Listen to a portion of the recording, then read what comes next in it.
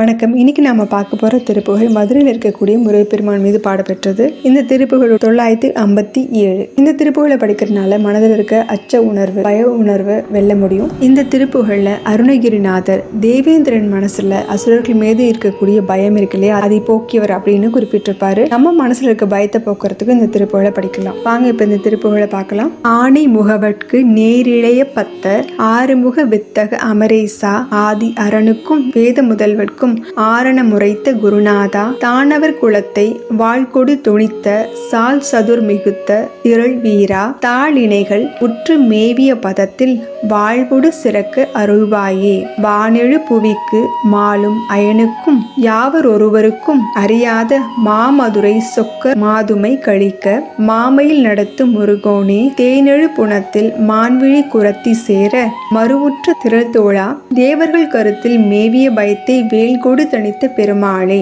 வாங்க இப்ப இந்த பாடலுடைய பொருளை பார்க்கலாம். ஆணை முகவட்கு நேர் இளைய பத்த அப்படின்னா யானை முகனாகிய பிள்ளையாருக்கு நேர் இளையவனாக பிறந்தவனே. ஆறு முக வித்தக அமரேசா ஆறு முகங்களை கொண்ட வித்தகனே, அமரர்களுடைய ஈசனாக இருப்பவனே.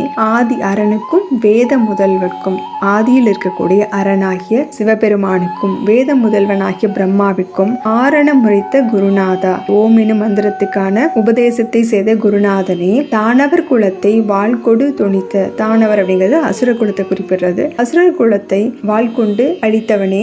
சால் சதுர் மிகுந்த திரள் வீரா நல்ல சாதுரியம் நிறைந்த திரள் வீரா அப்படின்னா திறமை நிறைந்த வீரனாக இருக்கக்கூடியவனே. பெரிய பலசாலியாக திறனுடையவனாக இருப்பவனே. தாள் இணைகள் உற்று மேவிய பாதத்தில் வாழ்வுடு சிறக்க அருள்வாயே. உன்னுடைய 2 பாதங்களையுமே அடைந்து எனக்கும் ஒரு இடத்தையும் கொடுத்து வாழ்வு சிறக்க எனக்கும் அருள் புரிப்பா. வான் எழு புவிக்கு மாலும் அயனுக்கும் அப்படின்னா மேலே இருக்கக்கூடிய 7 உலகங்களுக்கும் மாலும் அயனுக்கும் பிரம்மாவுக்கும் திருமாலுக்கும் யாவர் ஒருவருக்கும் அறியாத வேறு யாருக்குமே அறிய முடியாத மாமதுரை சொக்கர் மாதுமை கழிக்க மாமதுரையில் இருக்கக்கூடிய சொக்கேசர் ஆகிய சிவனும் பார்வதியும் மகிழ மாமையில் நடத்தும் முருகோனே பெரிய அழகிய மயிலின் மீதேறி அதனை செலுத்தக்கூடியவனே.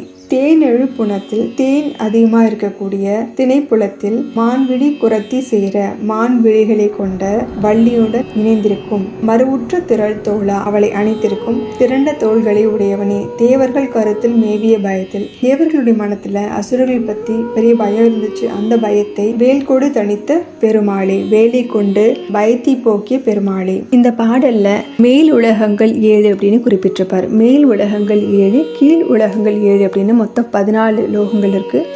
14 லோகங்கள் அப்படிங்கிறது இதைத்தான் குறிப்பிடுவாங்க. இந்த மேல் உலகங்கள் 7 இருக்கு இல்லையா, அதுல பூலோகமும் 1. அது தவிர 6 உலகங்கள் இருக்கு. அது என்னன்னு பார்க்கலாம்.